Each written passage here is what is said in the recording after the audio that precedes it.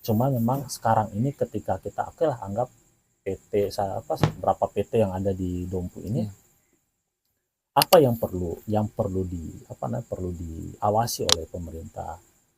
Sebenarnya bukan tentang apa namanya bukan tentang berapa berapa harganya yang paling utama yang perlu tapi berapa apa namanya kapasitas harian itu berapa ton. Nah, supaya itu bisa kita perhitungkan secara kuantitatif.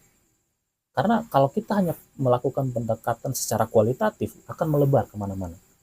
Tetapi ketika kita melakukan pendekatan secara kuantitatif, kita jelas angkanya berapa yang kita tawarkan. Karena kita sekarang ini mungkin kita hanya melakukan pendekatan secara kualitatif. Ini kan kualitatif kan orang berhak untuk memberikan pendapat apapun, tapi ketika kita melakukan pendekatan secara kuantitatif, angkanya jelas. Nah, itu yang perlu memang dibuat, ya kan.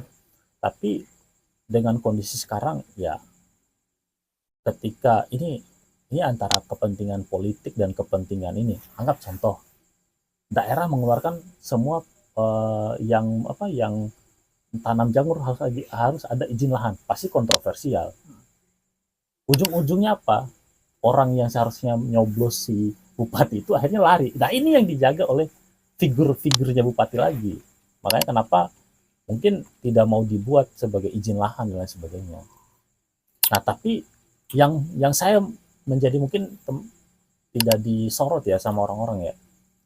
Kita ini punya penghasilan jagung yang cukup tinggi.